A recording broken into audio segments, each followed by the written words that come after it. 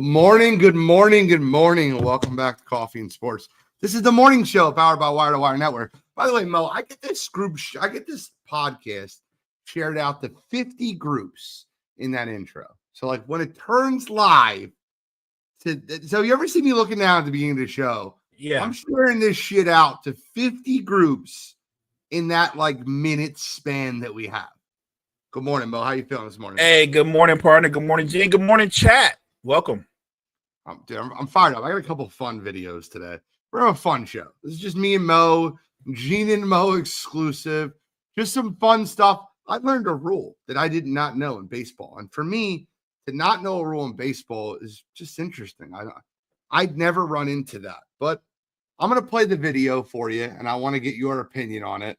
And it's from like a week ago. I'm not sure if you've seen it. It's been circulating. But let me share it on the screen. We're going to discuss this. Can you see the amateur baseball player? Reader swings at the first one, and it is off of himself. No, it's not. That was a great play there. Oh, my goodness. I have never seen that on the baseball field. Ethan Surowick picked up the baseball purposefully, gave himself up, and allows, for the moment, Reagan Reader to reach first base. The legend of Ethan Surowick continues. Watch this one more time. Reader swings at the first one, and it is off of himself. So let me stop sharing now. Mo, ground ball. I'll give you the situation. Bases loaded, 1 out. Ground ball hit. Looks like a clear double play ball, and it is tailor-made right at the shortstop. This is, some version of pro baseball, but it's not Major League Baseball. It's like, like a minor league team, but right. Most certainly this is going to be a double play ball. The runner from second to third fields the ground ball himself and just tosses it to the pitcher. You know the rule for that, Mo? I'll be very frank. I got the rule wrong. I didn't even know you can do that. That's crazy. So what is the rule? So think of it this way. Bases loaded, 1 out. If a guy hits a ground ball double play, the inning's over. So no runs, scores, nothing happens.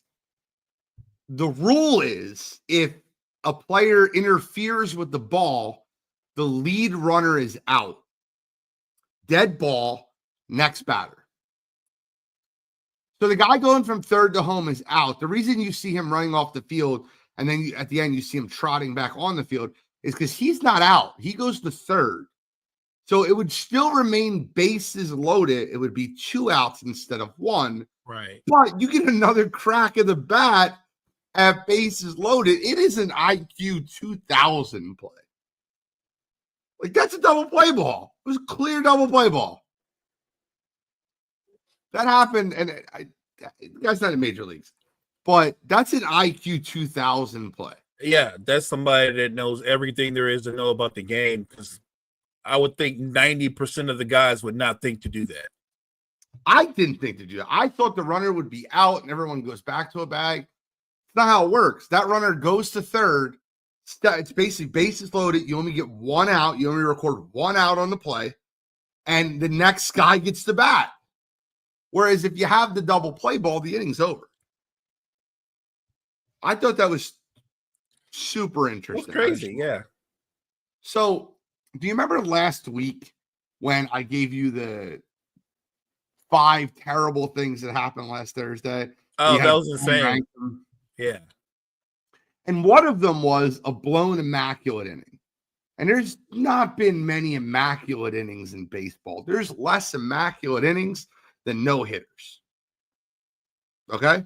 So, I'm going to show you another video that just happened yesterday.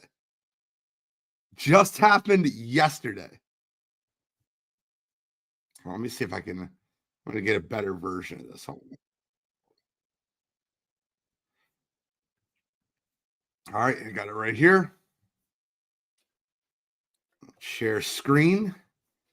And here we go. 26-year-old Brandon Young, who has stacked 4 to now 76 double plays, which is for Jesse Winker. And struck him out swinging. Talk to Brandon tonight. Jeff McNeil didn't like it either. It's from him. And he throws another splitter, and McNeil goes down. That's Luis Torrens. 7. Runs. 8. Now watch this pitch, bro. He's 1 pitch away from an immaculate inning. 0-2. He got it! An immaculate inning for Brandon Young. my goodness, huh? Reach back for a little extra, Young. 26. So that is the umpire understanding the assignment. I don't care what you say. Last week, after getting the blown immaculate inning, you ran into a situation this week where you have another situation, and this pitch was borderline. And this umpire, look, did it catch the corner? I don't know if it caught the corner. I don't think you can argue if he calls that a ball.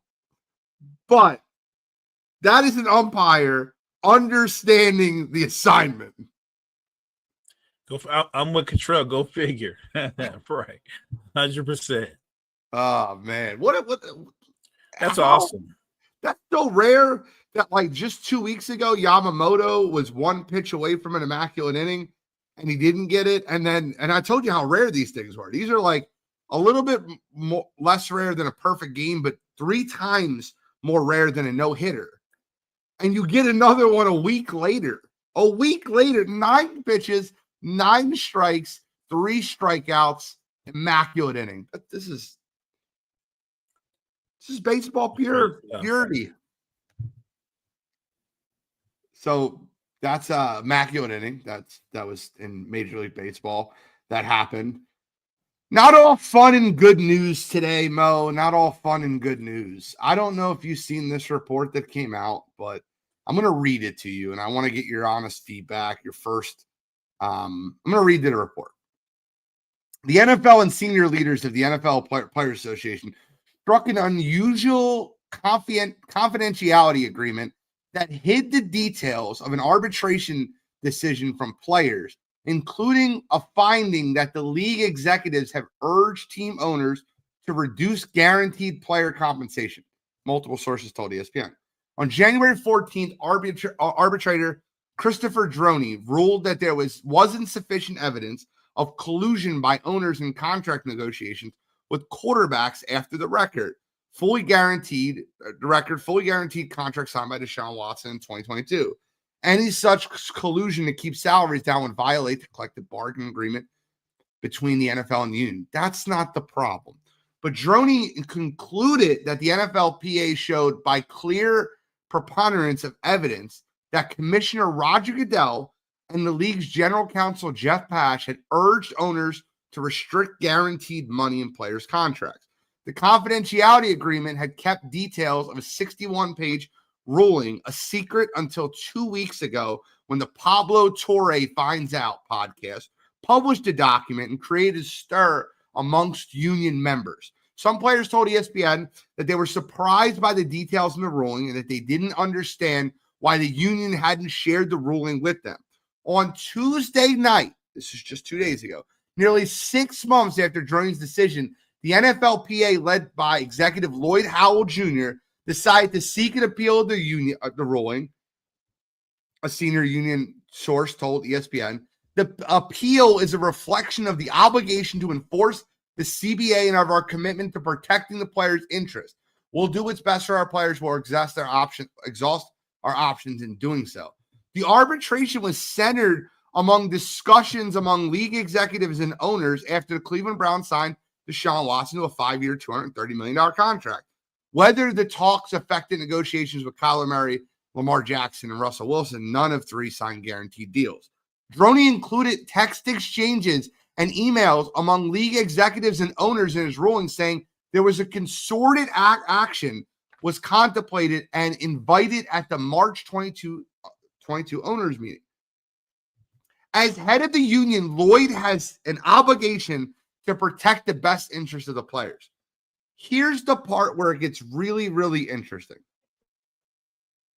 They also, 4 executive committee members, Orrin Burks of the Philadelphia Eagles, Thomas Morstead of the Saints, Ted Karras, and Cameron Hayward, declined to comment to ESPN. Hayward declined to talk because the situation was dicey. A veteran NFL agent, Mike McCartney, who negotiated the first fully guaranteed contract of Kirk Cousins, said during his conclusion that the management council encouraged teams to reduce guaranteed money would have been useful to players and agents working to negotiate past 6 months. The problem is, in this confidentiality agreement, they slid in the fact that they were hiding details about concussions. So there's a confidentiality agreement about the CBA, about money. And in that confidentiality agreement, they slid in the details to hide findings of concussions. This is a story that you're going to hear a ton about in the next 2 weeks. Mo, what is your first thoughts on this? I think that's scummy. That's some scummy. It's just scummy. That's nasty work. And the players need to be more involved in the process. But this is shicey stuff, man. Why would you? And you slide that in there. You know what you're doing. And talk about good faith or lack thereof. I think that's a problem. What I'm more amazed is, as I'm listening to you, is why isn't this a bigger story? This should be a massive story that shouldn't go away. Oh, it's getting bigger because just this morning, the sourced NFL Player Association head also works for a firm approved to invest in the NFL. NFL Players Association executive Lloyd Howell Jr. is working as a paid part-time consultant for the Carlyle Group. Who's the Carlyle Group? Do you know who they are? Well, the Carlyle Group is a group that advises NFL teams. So I'm going to read this to you real quick, just quickly. The Carlyle Group, one of the select group of league-approved private equity firms now seeking minority ownership in NFL franchises, ESPN has learned. Howell joined the firm in March of 23, 3 months before the NFLPA hired him to be the players' chief representative in relations with the league. Dude, I'm telling you right now, the NFL is about to have a bomb hit them. And for him to work for an NFL interested equity firm as the players, so he has a hand in the pot that the NFL, this is going to be a very interesting summer for the Talking NFL. about a conflict of interest, right? That's kind of crazy. So it's shiesty for sure, but the players agreed to it. Yeah, but Control, here's the thing, right? You're right. The players agree to it. The Players Association players agree to it because they want to defend the sport and they don't want to get rid of the cash cow of the NFL. That doesn't mean all players have agreed to this. That doesn't mean, and those player union reps should be ashamed of themselves. Right. That's where I was going. So they agreed to it, and the players they're trusting them, right, to best represent them, but they're not represent them in the best way. So no, I get it, but I like you just said, not all players co-sign this. They're trusting their union leaders. Couldn't agree with you more. Mo, do you remember last year when the draft happened and Kirk Cousins played very friendly and Michael Penix Jr. got drafted 8th after Kirk Cousins got signed to a 4-year, $180 million contract? Right. Okay. Kirk Cousins on the Netflix series Quarterback, which just released Tuesday night, which, by the way, is incredible. You should watch it. Joe Burrow is, if you don't like Joe Burrow now, you love Joe Burrow even more after this. There's a scene in which he's playing the Tennessee Titans and they win the game by 10. And Joe is just on the sideline. And Zach Taylor's like, great drive. He's like, no, screw that. This is dog shit. We're playing like shit. Jumped off sides 8 effing times. It's incredible. That's not for here today. That's not the, we'll get into that in a minute. But actually, I'll play that shortly. We have time. Kirk Cousins said he felt a little bit misled when the Falcons took Michael Penix that high. The Falcons had signed Cousins to a contract, at least $100 million guaranteed, just a few weeks earlier, tabbing him as their quarterback for 2024 and beyond. Atlanta then stunned the NFL and Cousins by drafting Penix, both because the franchise believed in him as a future starting quarterback. Certainly, if I had the information around free agency, it certainly would have affected my decision, Cousins said on the first episode of the season. I had no reason to leave Minnesota with how much we loved it there. Both teams are going to be drafting a quarterback that high. But I've also learned in 12 years in the league, you're not entitled to anything. It's all about being able to earn your spot and prove it. What Cousins is saying is he understands that he has to earn his spot. And he wouldn't have left Minnesota if both teams were going to draft a quarterback. This is actually a great comment, by the way. You got $180 million. Shut up and dribble. He didn't get $180 million. He's going to get $100 million. He's going to get cut. But that's not for here or there. And he's made a ton of money. 100%. But do you think that the Atlanta Falcons owed Kirk Cousins a conversation if they were planning on taking Michael Penix Jr.? I'm trying to figure how that conversation would go with Kirk Cousins and his agent. Like, we want you, we're giving you this contract, guaranteed $100 million, but we are going to draft our quarterback of the future. I mean, let's be real. I believe Kirk Cousins at the time was 36. And he's been injured before. How many? I mean, I don't know why it's an insult. You got guaranteed money, and you are 36. Like, I think they're okay to be looking for the future. Like, I was one of the few people that on draft night when they drafted Penix, I was like, made sense to me. I guess he's upset and feels like he was a little undercut, but geez, Kurt, before you got hurt, you weren't playing well. You know what I mean? Like, I don't know what to tell you. Like, if you understand that you have to earn your spot, you also have to understand that the franchise has to look out for the franchise's best interests. I hear you. I think that when you're signing someone as a free agent, for what they paid Cousins, who would have expected them to take quarterback at 8. I like that. And who would have expected them to take quarterback at 8? I got news flash for you, Kirk. Minnesota would have never signed you to a 4-year, $180 million after Achilles tear. See, that's the thing that I think is interesting. The Achilles tear, if you sign me to a 4-year, $180 million contract after an Achilles tear, I think you're telling me you believe in me for more than one season. And what I mean by that is no one ever recovers from an Achilles tear the next season. They're never the same player after the first season. It normally takes a full second off season. So I think the reason that he wanted to sign with Atlanta was the 4-year deal. Like, hey, I'll make it up to you in years 2, 3, and 4. Like, I'll do my best in year 1, but by them drafting a quarterback at 8 overall, you're really not putting, like, they've essentially, that's the last big contract Kirk Cousins will sign, is due to them drafting Penix at 8 and moving on from him, not giving him any opportunity to start this year. I'm not crying for Kirk Cousins. He's made a ton of money. I just think if it was the current team, if it was the Minnesota Vikings that signed to the contract, and then they drafted a quarterback, McCarthy at 8 or 12 or whatever, and the same thing happened in Minnesota, it would be different because they already had him in the building. I'm sure there was a sales pitch to bring Kirk Cousins into Atlanta to have him sign there as a free agent. I'm sure that wasn't just Kirk, we don't really have to discuss with you our future.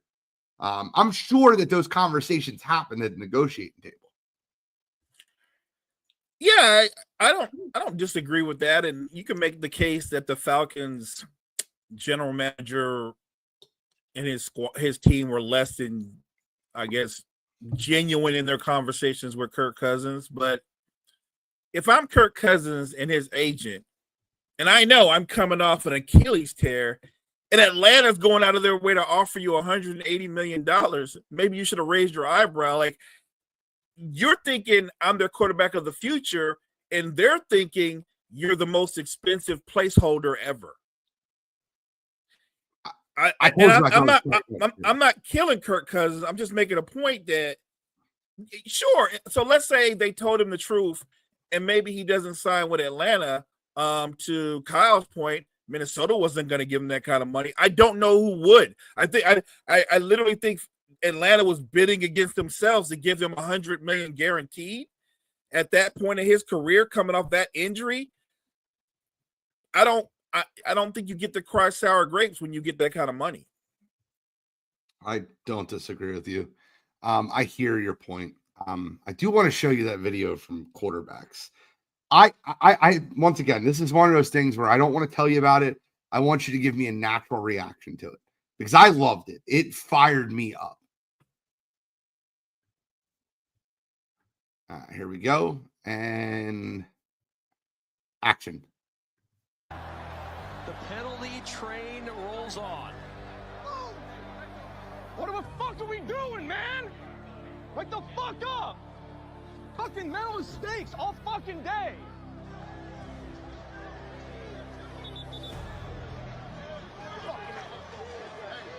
Way to finish the day. That's a great drive to finish it. I know it's a frustrating, Embarrassing performance by us. Fucking embarrassing. Listen, we'll address it. But at the same time, let's enjoy some of these Fuck wins. that. Fuck that. We sucked today. That was embarrassing. Okay. We jumped off sides fucking 8 times. I know that. Okay, I'm gonna praise our defense. Sometimes I walk into an emotional moment that I know I'm walking into an emotional moment, and it becomes a really emotional moment, and it may be viewed as conflict. It's really just passion for the game. You know, I understand that we won the game, and we want to be happy that we win the game, but at the same time, when things aren't good enough, I'm not going to act like they were. I don't think I can like this guy anymore. I don't. And maybe I'm wrong. Maybe I'm like, I would love your natural reaction to that. He's a dog. Joe Burrow is a dog. Like he's got that Brady perfectionist thing going on, like not good enough. You know what I mean? Like it's embarrassing. Mind you, it's a win, and the coach is trying to tell him to taper things. And he's like, no, BS. 8 times we jumped off. He is a dog. I want that kind of guy on my team. At any position, I want that kind of guy with that kind of attitude. Mo, I watched that, and now keep in mind, I'm a Joe Burrow fan. Everybody knows this that watches me. But like, I actually, if I'm being honest with you, I came away from that thinking less of Zach Taylor. And it's not against Zach Taylor. I understand what Zach's trying to do. But when you're so I'll give you an example of what I mean. Do you remember Bill Belichick's like constant stories about Bill Belichick? They'd win the game by 17. He'd still chew the team out because the details weren't there, or they weren't right. Or Parcells is another one. Oh, yeah. Like they'd win a game and he would chew the team out because the details weren't right. The devil is in the details. And for your franchise quarterback to be on the sideline pissed off to win a game by 10 points, and they scored 37 points versus Tennessee. And the coach be like, that's a hell of a drive there, Joe. Great way to finish. In my mind, it's like, I kind of wish that coach was the one that was pissed off. Like, this is bullshit. We're playing awful. Like, we got away from Tennessee, who finished with the number 1 pick in the draft. Right. That's not going to work versus Pittsburgh or Baltimore. Like, it's just not going to work. I felt like Zach Taylor was all hunky-dory. Just, yep, we did it. And Joe Burrow was the guy that was the accountable human being in that locker room. Like, no, I don't care. Like, we jumped off sides 8 times. He's like, yeah, we'll get it fixed, but good drive, Joe. Joe's like, no, that's bullshit. Like, that can't happen. I was fired up. Watching that. Like, in my mind, I'm like, I want that guy. Give me that guy on my team. I love Joe Burrow because he came across not just genuine, but he was more accountable than his head coach was. He was more frustrated than his head coach was. Zach Taylor was like just satisfied to get the win. And I get it. You want to get the win, but I like what you said. The great coaches, even in a win, they will point out all the things you did wrong because they want perfection. They want you to do better. So I love that about Joe Burrow. He's got that perfectionist thing in him. He's got that dog. He's a competitor. Like I said, who would not want that guy on their team? No, I loved it. Loved every minute of it. It's every reason. If Taylor had some Burrow in him, they wouldn't struggle every Facts, Kyle. All I facts. Completely agree with that. Burrow has been like that since he was 17. Love that. I'm a Joe Burrow guy. I know I'm a Joe Burrow guy. I understand. I ride for certain guys, but I will give Cottrell needs to give me credit because I've been openly admitting when I'm wrong about players. But I never ever seem to get credit when I'm right. Everyone seems to like, oh yeah. But I'm openly admitting, like Sabrina Ines, I need Cottrell to put out a retracted statement of like, Gene is very open to changing his mind. Like Kyler Murray's another example of like, I love Kyler until I seen things I didn't like about Kyler. So I need Cottrell. I need a retracted statement of how open of a dialogue I have. I'm also going to give Cottrell some credit for this next story. Last story I have in the NFL, we'll go over a ranking, start, bench, cut at the end, depending on time. But this is a funny story. And I don't know how much of wire to wire you caught last night, but I didn't read about this until after the show. And I wasn't alerted about it. And there we go. There we go. Look at this guy. But I didn't read about this until after the show when Cottrell used it as his "you got to be kidding me." I had no idea about the story. And I don't know if you heard the "you got to be kidding me" last night, but this shit is funny. I'm sorry. It's amazing to me how much money some of these athletes have, but Minnesota Vikings outside linebacker Dallas Turner was allegedly a victim of bank fraud scheme in the theft of $240,000. Through our investigation, several suspects have been identified, and we are working towards criminal charges to hold them accountable. Minnesota Police Sergeant Rich Evans said in a statement to ESPN. Approximately $2,500 of stolen funds have been returned. $2,500 of the $240,000. Right. Per the affidavit, someone impersonating as a banker at J.P. Morgan Chase called Turner on February 19th, claiming he was part of the claimed someone was attempting to impersonate Turner at a Chase Bank in Arizona and presented 2 copies of ID to execute a wire transfer. According to the Minnesota Star Tribune, which published details of the document, the caller instructed Turner to transfer money to 2 separate businesses to prevent the attempted theft.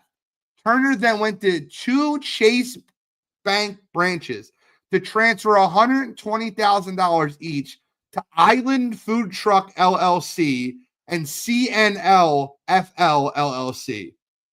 Turner later realized he may have been a victim of a fraud scam after discussing with a family member, according to the affidavit. Mo, I don't know who you are. I don't care if it's $500.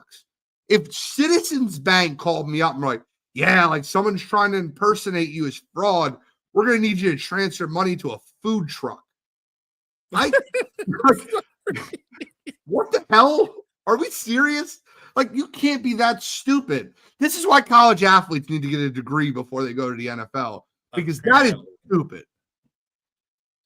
That's beyond stupid. Like, so the person actually committing the fraud or doing the sting is telling them that somebody trying to commit a fraud, you need to transfer some money to this.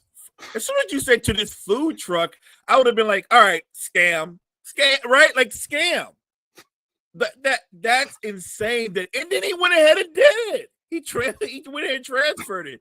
That's the crazy part. And then later he goes, I might have been scammed. As soon as he tells the story back to a family member, they're like, dude, a food truck? What the hell's wrong with you? Island Food Truck LLC. I can't imagine JP Morgan Chase being like, yeah, so like somebody's trying to scam you. So we're going to avoid it. We're going to transfer this money to Island Food Truck LLC. Just send it over right now. Wire transfer it. Right. Go to another bank. Go to 2 different banks and do $120,000 each, and don't tell them what you're doing. JP Morgan Chase is calling an NFL player to let him know how to transfer $240,000 to different food trucks. Are you like, what in the world? Mo, this goes back to my point I've mentioned multiple times. Every professional athlete should have to pass a course in money management before they go to the NFL or the NBA. I agree. Or, And Major League Baseball. And look, any reputable bank, even if there was suspicion of fraud or an odd purchase or whatever, they contact you and say there's a suspicion of fraud, or they go through a certain process. What they don't tell you to do is start transferring money. They don't do that. No, they don't do that. Mo, we have some summer league action that's happening tonight. Got a lot of games on the docket tonight. You have New Orleans at Minnesota. Las Vegas Summer League opens tonight. Cleveland at Indiana. Oklahoma City at Brooklyn. Orlando at Sacramento. I mean, I should stop saying at. They're all being played in Las Vegas. But the two games that I think that just get the most attention right now are the Los Angeles Lakers versus Dallas. You're going to see Cooper Flag versus the Lakers Summer League team. And then Dylan Harper, number 2 overall pick, versus VJ Edgecombe, and number 3 overall pick, the 76ers. Denver plays Milwaukee also. What Summer League player matchup, what are you looking for the most in this Las Vegas Summer League? Look, I'm kind of an addict, so I'm going to watch them all, but I want to see Harper versus BJ Edgecombe. I want to see that matchup. I want to see if they actually guard each other. I think Edgecombe will guard him because I think he's that kind of guy. He's cocky like that. He's confident like that. And I want to see if Harper can continue to what he did in college basketball. Can he take it to the pros in terms of his shot creation? Even though it's Summer League, you can still see the signs. Like I said, we don't look for wins and losses. I'm looking at ability and moments. So I want to see that matchup. And, of course, I want to see Cooper Flag play. As far as what the Lakers Summer League team does or doesn't do, I'm not that intrigued about that. Like, I'd like to see if a couple of the second-year players like Bronny has developed and gotten better, and maybe we'll see that. But who wouldn't be excited to see what Cooper Flag does, even though it's Summer League? I completely agree with you. I do want to – Hoops Hype put out an article recently, and I want to get the date on this before I read it because I just want to make sure I'm not – no, it's a little bit – that's not that. This is it right here. Sorry, give me 1 second. Okay, so Complex put out a top 25 NBA players under the age of 25. So I want to read you this list now. I want to kind of get where you're at. So I don't care about the 25 through 15. Zion Williamson is number 15. I don't, whatever. We'll see. Talent's there, obviously. Chet Holmgren's 14. Evan Mobley's 13. I think he's a little low. Halliburton is 12. Obviously, this is before the Achilles injury. Sengun was 11. Do you want to talk about, we talked about Halliburton's being overrated by players. I love Alfred Sengun, but to have him ranked ahead of Tyrese Halliburton on this list did age like poor milk. Now, Sengun's 21, so we'll see what ends up happening. But here's your top 10. Jalen Williams, number 10. Any problem there? J-Dub? Yeah, J-Dub. No, I like J-Dub at 10. It depends on who's ahead of him because he might need to be further up, but J-Dub at 10 is good. Oh, you'll have an issue with 9. I'm sure this list came out earlier this year. You would have J-Dub over Tyler Hero at 9. I would. So would I. He's better. Here's another one I think is underrated, and I don't understand how they did this because 8 and 7, I would 100% flip. Number 8, Cade Cunningham. I have him easily in my top 5. I'm shocked that he's not top 5. Who's ahead of Cade? Who are ahead of Cade? Number 7 is Franz Wagner. No, if you talk, no. Franz is not. He's not better than Cade Cunningham. He's not better than J-Dub. Yeah. Franz should be 10. They're giving Franz way too much credit. He's nice, but remember, he's the sidekick to Paolo. He's nice though. I'd also flop 5 and 6. So I'm going to read you 6. Tyrese Maxey. 5, Darius Garland. No, I think Maxey's, even though I know Garland has been in the league a little bit longer, Maxey's better. I think both of them. I think Maxey could be a number 1 option. I think Cunningham's better than both of them.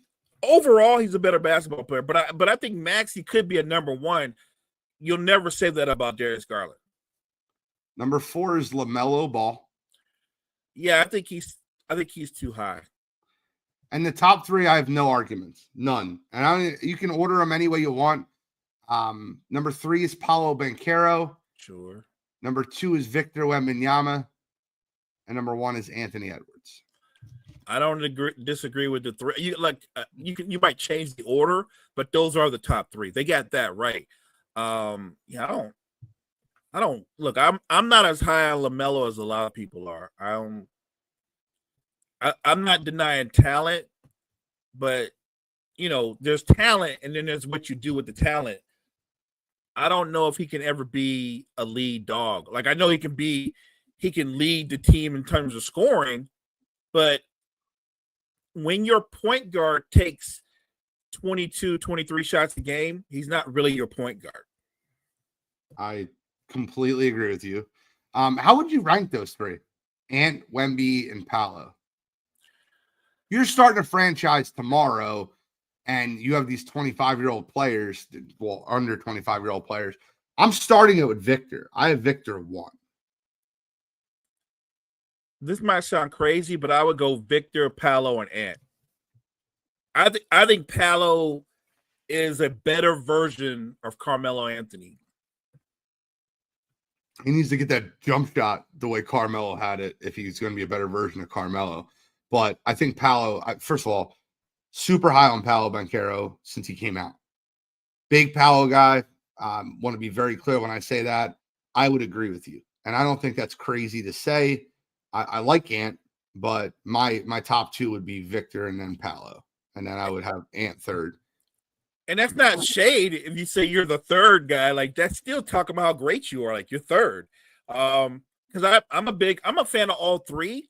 But I definitely would have Wemby and Paolo 1 and 2.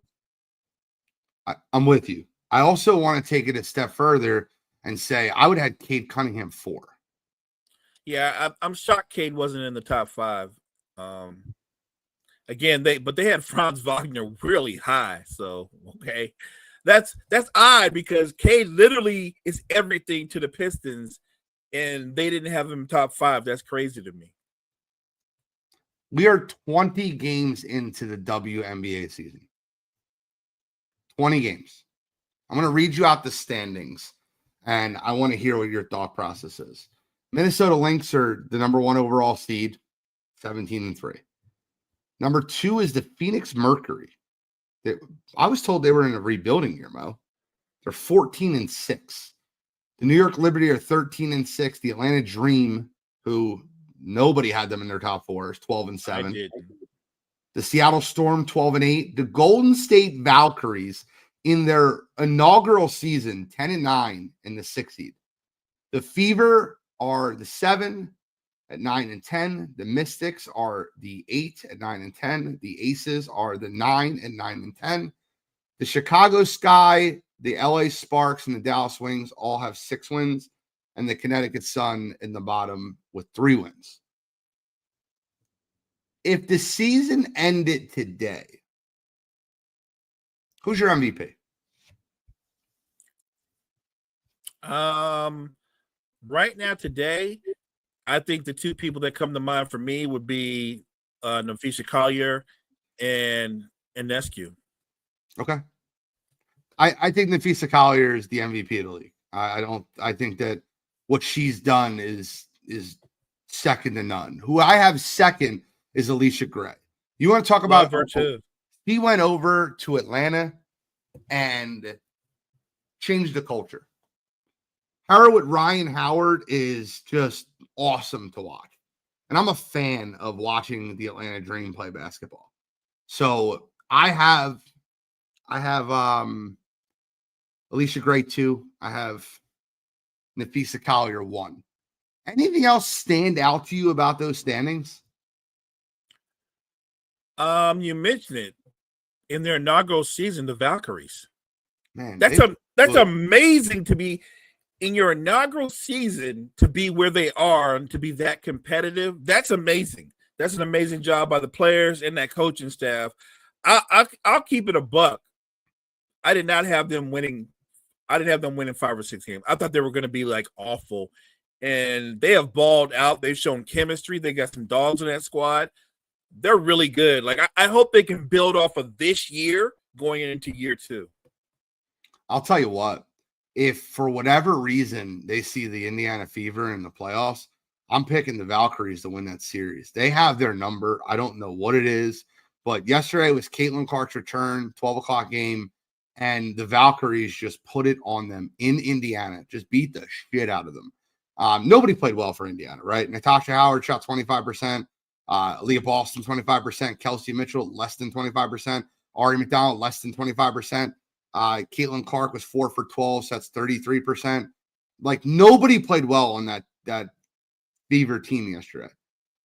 That Golden State Valkyries defense has befuddled Indiana for now multiple games, and Indiana being 9-10. Now, granted, Caitlin Clark's been out a ton and whatever, but them being 9-10 is a super disappointment for a team that we thought that would have a shot at playing for the WNBA finals. They won the Commissioner's Cup, but they're 9-10 on the season, coming off back-to-back losses to the Valkyries and the lowly Sparks. The Sparks was before Caitlin came back. The Valkyries was after Caitlin came back. That was coming off a 3-game win streak over the Wings, Lynx, and Aces without Caitlin being in a lineup. I bring this up to say Phoenix, Atlanta, ultra surprises. Golden State, ultra surprise. Indiana, not good.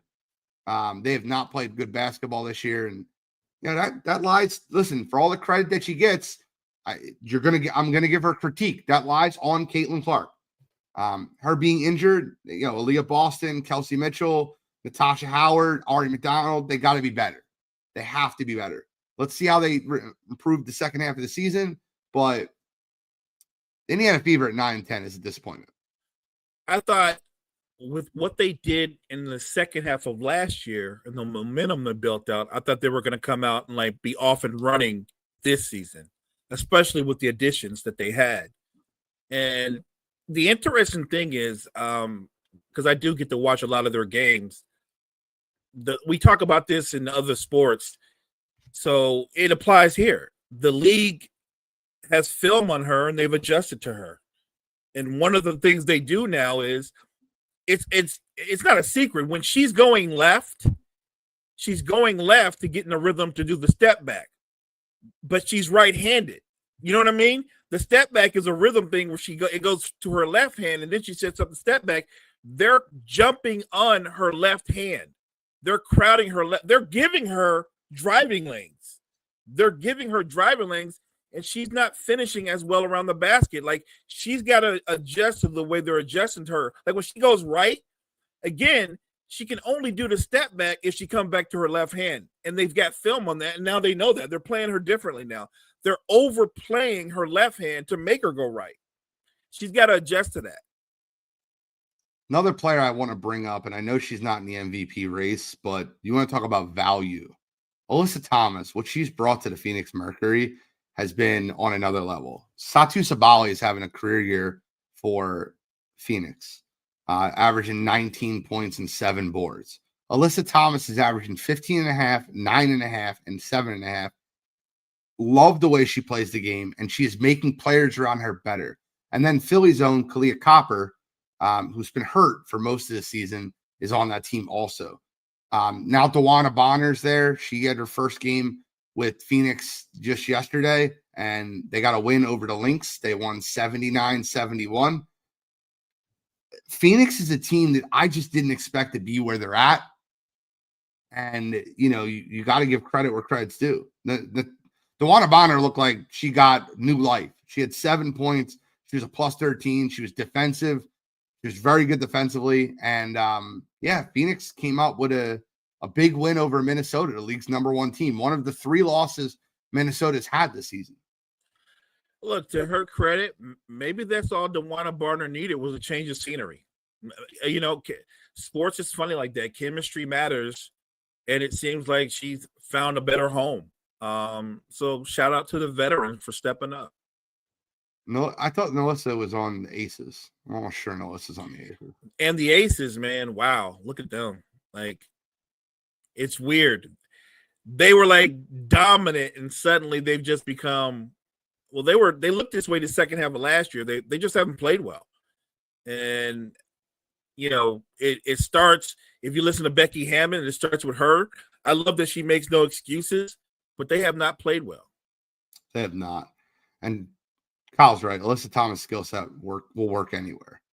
Cottrell, this is once again, this is so weird for me. I start criticizing Caitlin Clark, and I'm getting the exact opposite from Cottrell. It's like we're never on the same page. First came back from a groin injury, no worries about Caitlin Clark. The break will get her right. Yeah, this isn't about whether she's a star or not. It's just that she's got to play she's got to adjust to the fact that people know she's got go-to moves. I think that she's got to show the other side of her game. If they're going to give you driving lanes, drive the ball. Yeah, she got traded from Dallas to Las Vegas. She played the other night. She played a lot when Asia got hurt. So she played versus New York, and she actually played really well for the Aces. It was probably the best game I've seen Melissa play in a long time. And then the last thing I want to bring up with the WNBA is even without Camille Cardoza, the Chicago Sky got a big win last night versus the Dallas Wings. Granted, both these teams only have 6 wins, but another double-double for Angel Reese. 15 points, 11 boards, 6 of 10 shooting, 3 of 5 from the line. She did turn it over a little bit much, 5 turnovers. For that coming out of the forward position, not the primary ball handler, that's not great, but got to give Angel Reese all the credit in the world. She's been a million times more efficient. I just want to give her some shout out. Paige Beckers with her first kind of very inefficient night. She's been 8 of 10, 8 of 10, 8 of 10. Last night she was 5 of 20. I don't think that her volume last night. Now, granted, it doesn't help that Arika Gumbawale is out for Dallas, so someone's got to try to carry the load scoring for them. But Chicago, dominant performance last night, winning by 11. Your thoughts? If they get solid play from their guards and their wings, Chicago becomes a very good basketball team because they control the restricted area.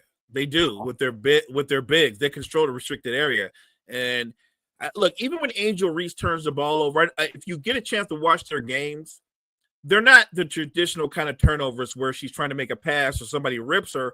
It's part of her activity. She'll snatch a board, and sometimes before she can go back up, a guard will dig down and strip her. So it is a turnover, but it's not because she threw a bad pass or something like that. It's her work ethic. Angel Reese is a dog. She's found a niche where she's like, I'll just outwork you. I'll outwork everybody, and she pursues every rebound. The only one that I really put on her is when I don't ever want to see this again. And if I'm Chicago's coach, I'm like, listen, Angel, that is not your lane. She got a rebound, and she's bringing the ball up court and called for an ISO and tried to make like a crossover move and just lost the ball. I don't want to see that from Angel Reese. That is not her game. No. Get down the block, get the rebounds, continue being a pest. I don't want to see Magic Johnson out of you. That's not who you are. Facts. Look, she's terrific from the mid post in. Stay in your lane. That is factual. She's done a great job. So wanted to give that a shout. I got a couple fun things to end the show with. I always, Thursdays are our fun day, right? We don't really, the ISO was hilarious. I agree. No need for it. Just terrible, but out of the way. I got this. Gone. The size up all of it, hilarious. I agree. But couple fun start bench cuts. I got 2 of them. I got one NBA and one NFL to end the show. Okay. So I think I kind of gave one of them away, but I still want your opinion on it. Sure. Start bench cut going forward edition. So this is just going forward. Forget everything that they've done up until now. You're starting your team with one of these 3 guys, and you have to play into the fact that one of them is injured. Tyrese Halliburton, Tyrese Maxey, Cade Cunningham. I don't know. It's not that hard for me. I'm starting Cade, I'm benching Maxey, and I'm cutting Halliburton. Is it because of injury? No. No injury. Oh, no, if he was healthy, I still would have picked him the same way. Okay. So that to me is the interesting part. I don't think a lot of people would have Tyrese Halliburton over Tyrese Maxey minus the injury. I think part of the reason that first of all, Cade is my start. And I think that's an easy start. But when I was looking at them and sizing it up on most people's rankings, there's a lot of people that have Maxey ranked ahead of Cade Cunningham. I don't agree with them. See, this is what I mean. Cottrell is starting Maxey, benching Cade, and cutting Halliburton. Looks like everybody's cutting Halliburton. I am now, but it's specifically due to the injury. Yeah, I get that. For me, if he was 110% healthy, I'd still cut him. I think that he's a really good player. They went on a terrific run, but I think it's more of a run than like they're about to dominate the Eastern Conference. I don't think that's what was happening. I think a lot of things went their way. Like the Knicks took out the Celtics. Had the Celtics not happen and whatever, do I think the Pacers take out the Celtics? No. So I think a lot of things went their way. And I think he's a good player, but I think Maxey and Cade are both better players. I don't know. I think Maxey's more explosive, but I don't think he's better than Cade. That's just my opinion. That's a really interesting take. He said Cade can't be the best player on a championship-winning team, in my opinion. I don't agree with that. But he's like, I'd rather have Maxey as my Robin than Cade as my Batman. I don't agree that he can't be the best player on a championship-winning team. Yeah, I don't either. And look, he just took them on their first run, right? I mean, like, it's early. I think Cade could be the best player on a championship team. And by the way, if Halliburton, who, by the way, I give him all the credit in the world, can take Indiana to the finals, I think Brunson could have took the Knicks to the finals. I certainly think Cade can take the Pistons to the finals. And with the right people around him, I think Maxey can take a team to the finals. I legitimately think Cade Cunningham is going to be an absolute superstar going forward in the league. 20 points, 9 assists, 6 boards this season. He was 7th in MVP voting. I am perplexed that anybody would not start him, but that's okay. And I don't even think I don't think we've come close to seeing the best version of him yet either. I agree with you. And then the last one is a football edition, and this one's selfish for me because I'm very big on somebody this year, and I don't know if you know who that is, and I don't want to sway your opinion, but I'm going to give you 3 players, and I'm expecting you to cut one of them, and I'm going to start that person that you cut, in my opinion. Now, okay. I don't know. I'm very high on him. We'll see how it plays out. Start bench cut, wide receiver edition, Puka Nacua, Amon-Ra St. Brown, and Nico Collins. I'm starting Puka, benching Amon-Ra St. Brown, and cutting Nico Collins. So I guess you're picking Nico Collins. I like Nico Collins, by the way. I do. I'm starting Nico Collins. I was not as high on Nico Collins until I watched the way he dominated for 6 or 7 weeks last year. And he got hurt. And I don't think the league is ready for what Nico Collins and CJ Stroud is going to be. I believe Nico Collins has another level, and I'm starting him. I'm benching Amon-Ra because I think he's very consistent, and I'm cutting Puka. For everybody that was low on Puka when I was high on him, coming out of I watched this kid play. I'll never forget it, how I learned about Puka Nacua, right? So I bet on South Florida versus BYU. This is when I was in my gambling phase. And the first 2 plays offensively for BYU were an end around to Puka Nacua for a touchdown and was a 70-yard pass for Puka Nacua for a touchdown. I'm like, man, this kid is electric. And then he got hurt. And when I seen he got drafted to the Rams, I'm just like, if he stays healthy, he's going to be really good. He's going to be much better than people. Yeah, I was on the Puka boat. I agree. I'm like, he's going to be really good if he gets in this situation. And now I think he's gotten to the point. I don't want to say he's overrated.